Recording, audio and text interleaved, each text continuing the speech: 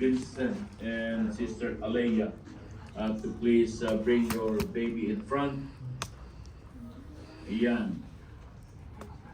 Dito po sa ating pong simbahan, pagkat hindi naman po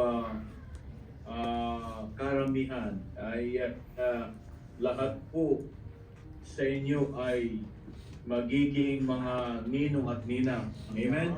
Amen. Maging lino. Meron kayong mga special na naimbitahan to become the sponsors. So I don't know, Preacher Romel, if there are sponsors that they have invited. Bon. Mayroon po. So, yan. So, kung gusto niyo po aanakin ang batang ito, ay maaari kayo'y lumapit sa harap. Yan. Mga ninong-ninang. Oh. Pero kagaya ko na tayo kaya Lahat tayo, di ba? ay they will serve as Ninang ito. Daming ninang.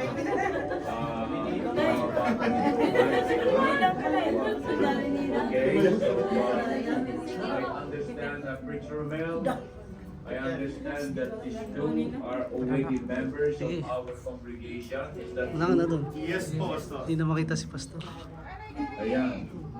Well, nais ko pong Preacher Romel, I would like you to get your Bibles, and the parents, I would like you to step forward a little bit. At gusto ko pong, ayan, hawak po ni Preacher Romel ang Biblia.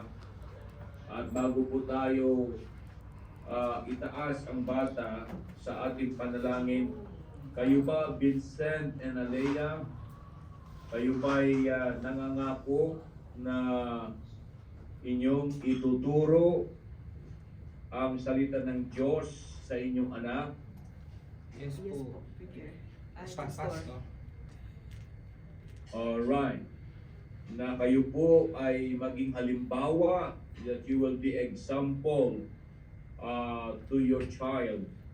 Na hindi lamang po nyo ituturo, kundi gagawin nyo mismo, sapagkat kahit anong turo natin sa anak po natin, kung hindi natin ipamumuhay ang itinuturo, that is against the mandate, no, ng salita ng Diyos. Sabi po ng Biblia, train up a child in the way he should go, so that when he grows up, he will not depart from it. So, do you promise also before this congregation that you will remain faithful to God? Do you? Yes po, Pastor. Amen. Alright. Therefore, sa inyong pangako na kayo po ay magiging tapat sa salita ng Diyos at sa kanyang paglilingkod, bilang inyong pastor ay nais ko pong ialay ngayon ang inyong anak sa Panginoon. Hindi po tayo nagbabautismo ng mga bata sapagkat hindi tayo naniniwala that there is no religious ritual that can save a person.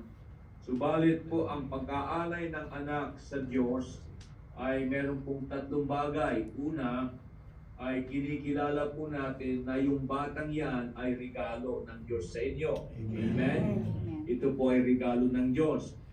At pangalawa ay kinikilala po ninyo na hindi lamang ito regalo, kundi ito po ay stewardship. Ano ho? Vincent and Alea, hindi nyo po pag-aari ang batang ito. Kayo lamang po ay pinili ng Diyos na kayo po ay magiging magulang at kayo po ay pinagkakatiwalaan upang palakihin ang batang ito, ituro sa kanya ang salita ng Diyos at i-guide po niyo siya para masunod niya ang kaloob ng Diyos sa buhay. So, do you promise to be a faithful steward of your, ito ba'y lalaki to, baby boy? Yes po. Yan. And then, of course, ang pangatlong reason is that hingin po natin ng Diyos ng kanyang guidance, na ang batang ito ay mapapantayan ng mga anghel, na ang batang ito ay lumaki na merong talento, na ang batang ito ay meron pong special gifts that as the Lord to bestow upon blessed Scott a special ability and talents na sana itong batang ito ay this boy will excel in academics, that he will also excel in music, na kung saan po ay magiging ika nga heritage ng Panginoon sa inyo. Ito po ay pangako ng Diyos sa atin na ang ating mga anak ay maging pagpapala po sa atin. So I would need another preacher to come up here to hold the Bible, sapagkat nais ko pong hingin si Preacher Romel na buhatin yung bata para sa akin. Can you do that? Preacher Romel, carry the boy. And then yung pong isang preacher po dyan, nirequest ko po si Vincent at saka si Alea to put your hands on the Bible.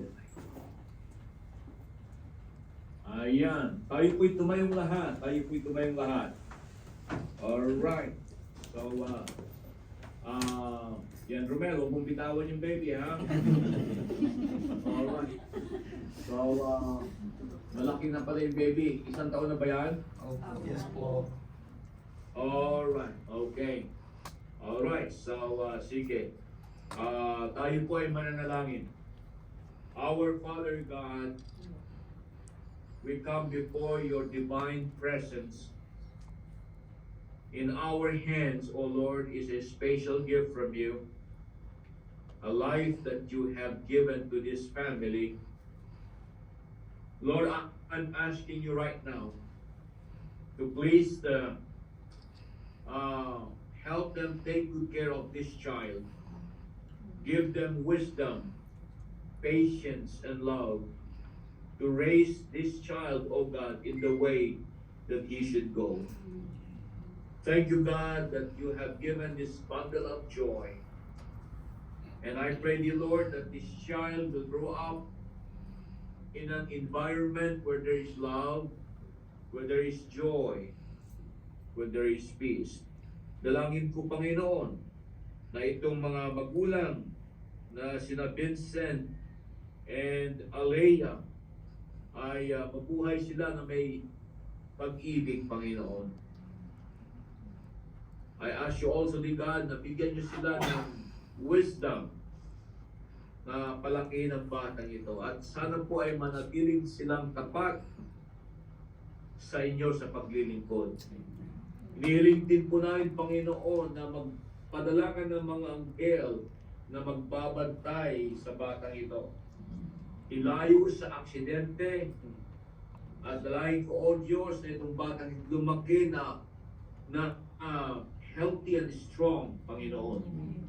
Salamat din po sa mga nakatindig na kasama namin na mga sponsors na magiging pangalawang magulang ng batang ito.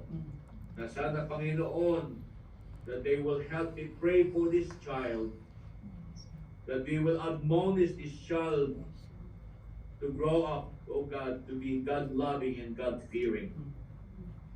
Salamat, O Diyos, sa araw nito na amin pong maibabalik po sa inyo ang batang ito. Hinihiling ko, O Diyos, ng inyong mahabaging kamay na siya pong maggagay sa Kanya.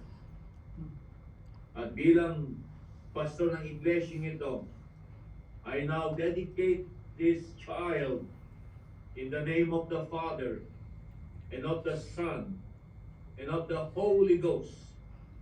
For this I pray in Jesus' name. Amen.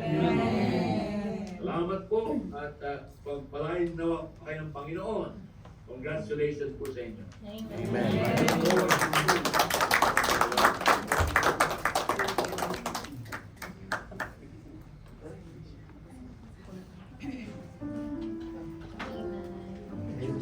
Ayan, thank you so much, Pastor. So mag-picture po tayo with Pastor June. Ayan, so mga sponsors, salip po kayo. Picture muna ng buong sponsors, then after that, yan, yan mga sponsor natin. Balik. Balik kayo. Ayan, at tayo po ay mag-picture with our Ano po? ayan, i-open po yung store. Yan. Diba? Kasi, Oh, ayan. Alright. So 1, 2, 3. One more. 1, 2, 3. Say cheese.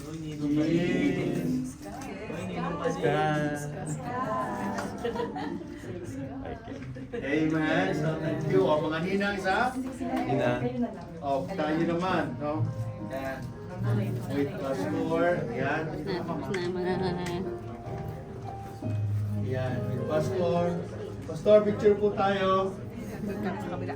Oh, sige ha. O, yan, nasa gitna namin kayo. Kaya, ayan, nakikita po kayo dyan. Okay. Okay. 1, 2, 3. Sa akin po tingin. 1, 2, 3. sa pa po dito. Isa pa. Ready?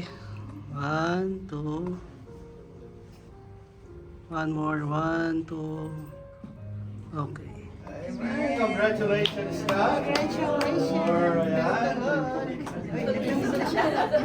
Ayan, okay. So, maraming salamat. Ayan, so, ano pa? Sino pa yung mag-picture? Okay, Preacher Romel, bago po ako mapaalam pagkat mag-alas 2 na madaling araw dito, ay nais ko lamang pong i-announce sa inyo ang isang napaka-importanteng kaganapan. At nais ko pong officially announce that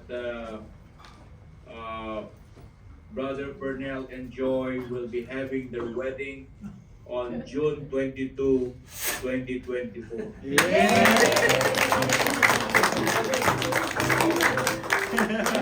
Andiyan ba sila ngayon? Sila Andito po sila. Pernell at saka si Joy. So, Andito po, Pastor. Ah, Tawagin ko po sila. hindi pa ba sila nagtatanan? Hindi pa naman. Oh, tawagin natin. Nakikinig pa sila.